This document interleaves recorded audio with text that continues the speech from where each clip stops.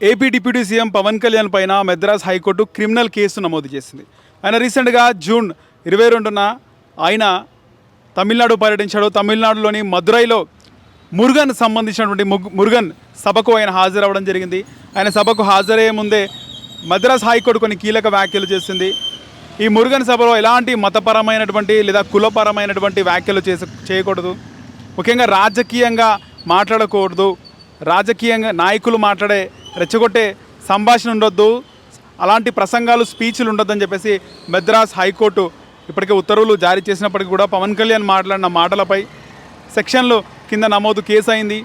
So Pawan కళ్యాణ్తో పాటు BJP Tamil Nadu మాజీ చీఫ్ అన్నమలై, సుబ్రహ్మణ్యం, ఇంకొంత మంది పైన కూడా కేసు నమోదవడం జరిగింది.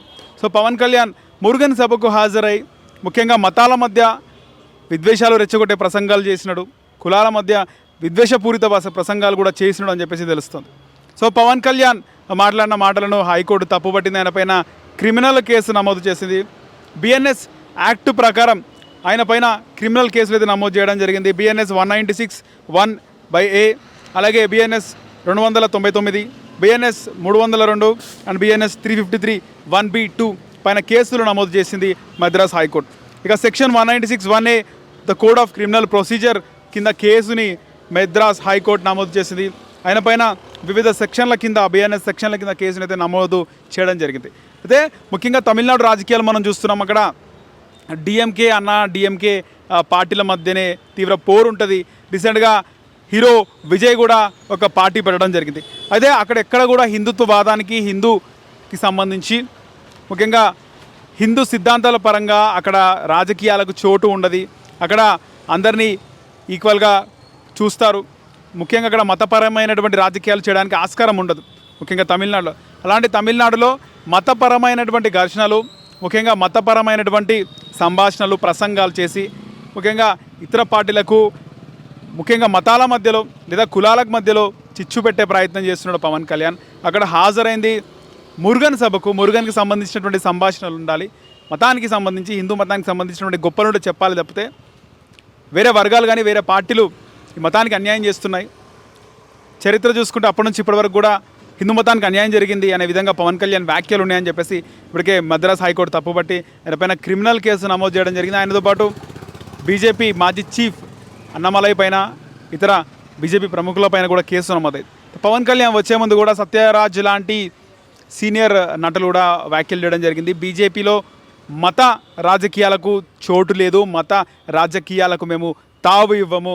పవన్ కళ్యాణ్ వస్తే వచ్చి నువ్వు నార్మల్గా హుందతనంగా మాట్లాడే వెళ్ళు, కులాల మధ్యన ముఖ్యంగా నువ్వు బీజేపీకి చాలా దగ్గరగా ఉన్నావు, బీజేపీలో కీలక భూమికి ఉంది, బీజేపీ కూటమిలో.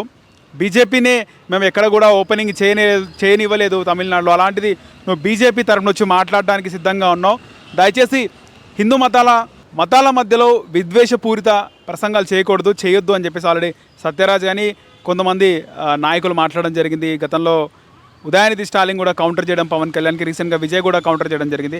వాళ్ళందరూ కూడా ఒక లైన్లో నడుస్తారు. ఇక్కడ కులాలకు, ముఖ్యంగా మతాలకు, కులాలకు మధ్య జరిగింది. హిట్ టీవీ యాప్, ఇందులో short news, live news, entertainment shows, movies, digital magazines తో పాటు మీ జిల్లా వార్తలను కూడా ఫ్రీగా చూడొచ్చు.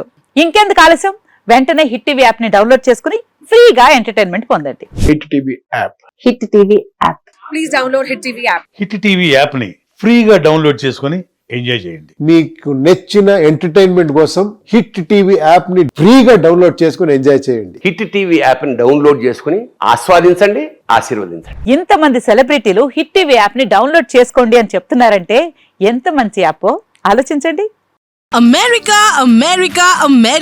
అమెరికాలో చదవాలనుకునే వాళ్ళకి విశ్వసనీయమైన పేరు మన శౌర్య కన్సల్టెన్సీ. UK లో 1 year masters, 2 years work permit up to 5 years visa. Contact Saurya Consultancy. Contact 89851 89851.